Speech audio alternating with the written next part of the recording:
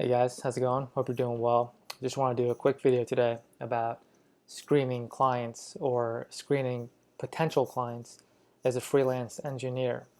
So one thing you're going to have to get good at, or at least get used to, is qualifying your clients as a freelance contract engineer.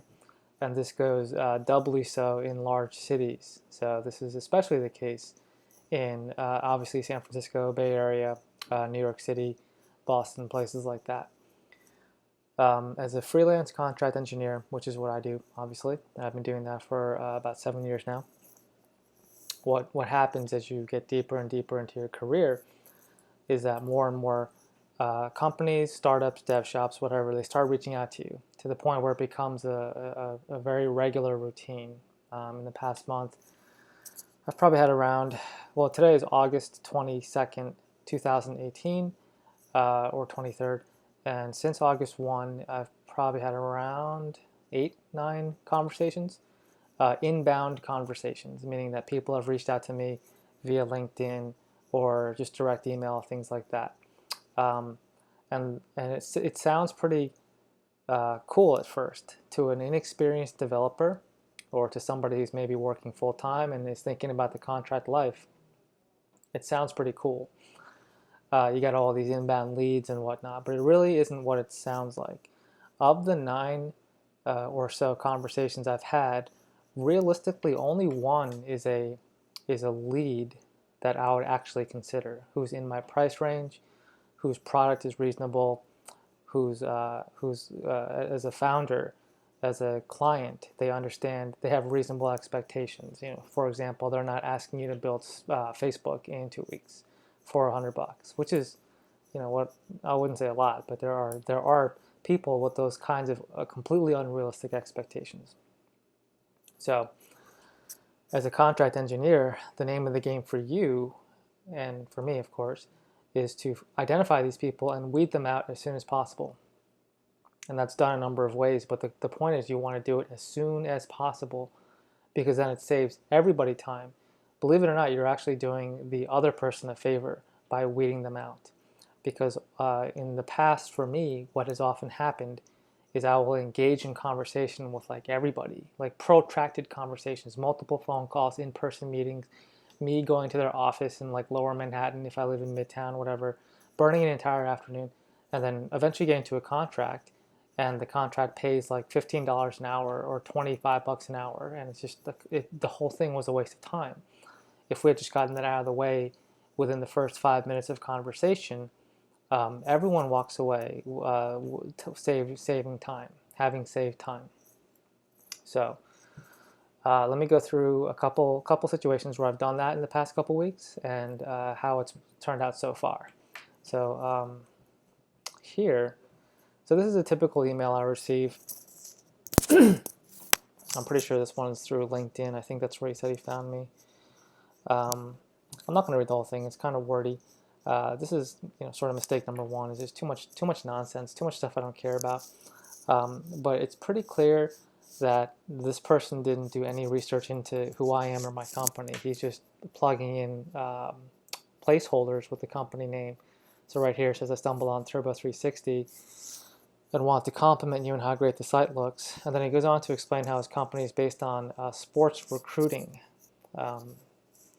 So I'm not really sure how that relates to my company, but it says right here at the end, I'd love to hear more about Turbo as my audience is comprised of the right demographic for your product, which can't be any more incorrect, right? So this is he's just plugging and chugging and firing off as many emails as he can, which is the absolute worst approach. Now what this person is not realizing he's doing is that he's signaling to all the good developers not to respond.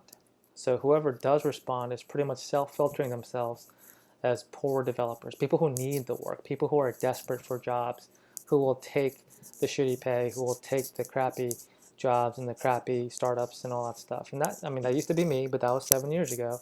I'm well past that stage of my career. So you just don't even get back to people like this. So that's that. And this consists of the bulk of the inbound inquiries I receive. It's stuff like this. It's crappy, low quality leads like this. So this is not one of the conversations I was alluding to earlier in this video. I didn't actually follow back with this person. But I just wanted to show you the kind of stuff we get on a routine basis. I get emails like this maybe 3 or 4 times a week. So here's one where I did get back to. So this one is worth reading a little bit more closely. This is nice because he's concise here. Saving everyone time. I love it because he's saving people time. So, and he understands the value of time. A lot of people don't understand the value of time. It's not that I care so much about money. Obviously I do. But money I can make back anytime. It's really never been a problem in my life making money. And so I'll just make money wherever I need to make money, and that's fine. I don't get my time back. I never get my time back. It's expired. Once I use it, it's expired, and I never get it back. And as you get older, you start to appreciate that more and more. So, found you on AngelList, looking for an iOS full stack, whatever. Wonder. So I like the brevity, but I also don't like how he's asking me to invest time before I get any information from him, especially considering this is an inbound inquiry. So he reached out to me, and he's asking me to submit to his demands, right? Submit a portfolio and ostensibly a resume and whatever. And that's just a no-no. If you're an experienced developer, do not comply with that. No, the answer is no. You will not get anything from me until the following conditions are met. So here's how I responded.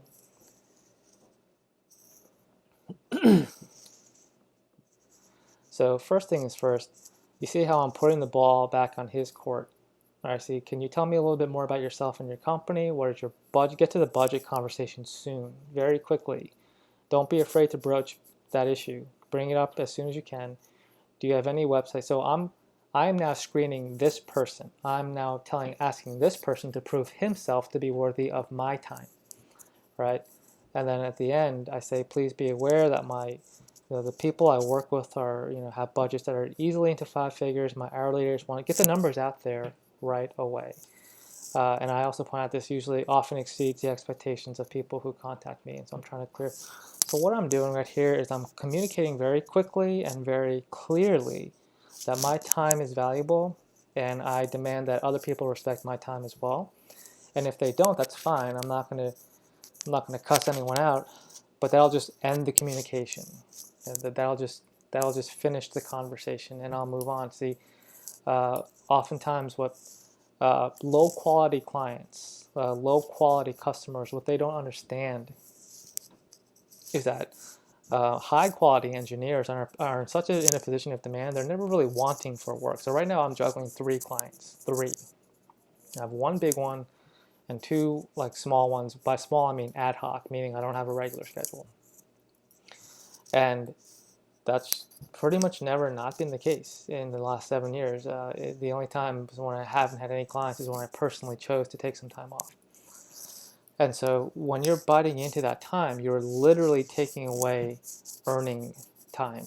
The meter's running, or not running, I should say, and I'm not earning money while I'm responding to these emails and whatnot. So I try to get it back quickly and turn it around and say, no, what is your situation? Please clarify yourself. Let me know that you're actually in the right league.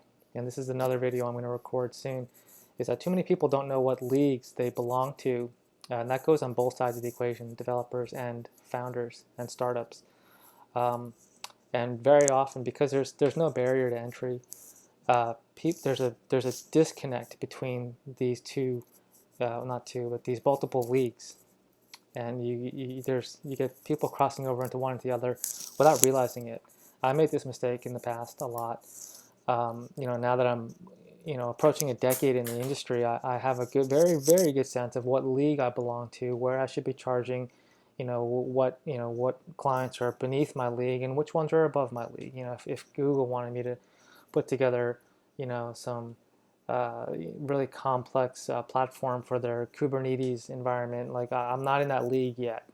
I'm not ready for that. So it's an understanding of where you belong.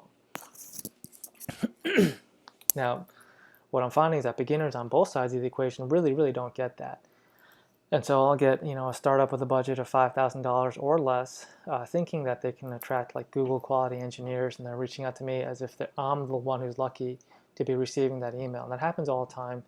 It used to irritate me, but now it just shake it off, because what am I going to do? Get mad every single time? Then I'll just be nothing but irritated, which isn't too far from the truth anyway. But the point is, you come to understand that this is a part of the game we play, and this comes with the territory. So the only thing you need to do is figure out how to adapt to it. It's never going to change, until technology starts imposing, like legal credentials, like lawyers, like you have to go to law school, stuff like that. That's never going to happen ever. So you have to just understand how to work within these environments. So this kind of correspondence has worked very well for me in the past. This guy did get back to me today in a positive fashion. I'll do a follow-up video on this and as to what the outcome of this. And that's it. So screening clients is very, very important. What you're doing here is you're protecting your time. Very important to understand that. Your time is the most valuable commodity you have after your skill. So it's really your skill and then your time.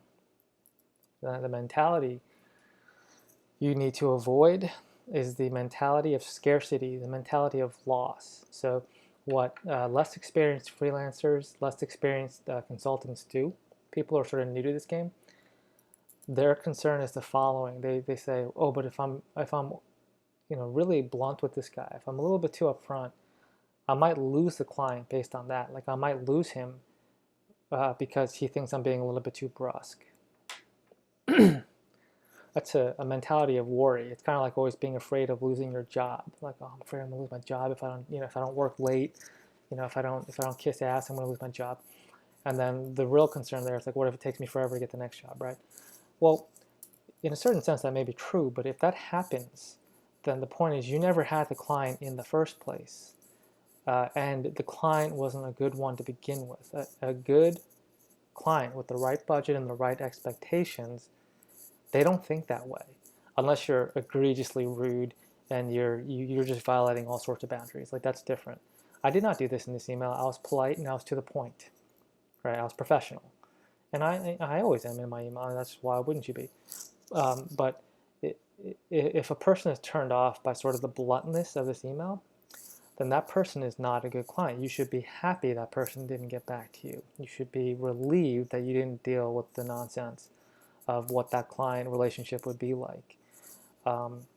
So that mentality of fear, although I certainly understand it, especially if you're new, if you're a new engineer, you should understand. There are a lot of clients that you actually don't want, and your goal should be to identify the good clients who are in your league. That's number one. You got to make sure you're identifying them in the right league, and then work your way up the ladder, up those leagues. If you're starting out right now, you have to be a baseball fan to understand this, but if you're starting out right now, you're playing rookie ball, right? That means you shouldn't be approaching AAA teams, right? You're playing rookie ball, so approach the rookie ball league teams. These are like the $5,000 and less budgets, and just first-time founders and stuff like that. And then you've got single A ball, and then you've got double A, triple A major leagues, right? So that's the progression. You first have to identify where you are, and then make sure you can identify the clientele in that league. Okay. So yeah, that's it. So screening clients, very, very important. And hopefully this video shed some light on that. There are a couple of other techniques I use to properly and quickly screen clients. I'll probably do a few more follow-up videos on that. But in the meantime, let me know if you have any questions or comments, as well as suggestions for video topics. So that's it. Thanks for watching, and I'll see you in the next video.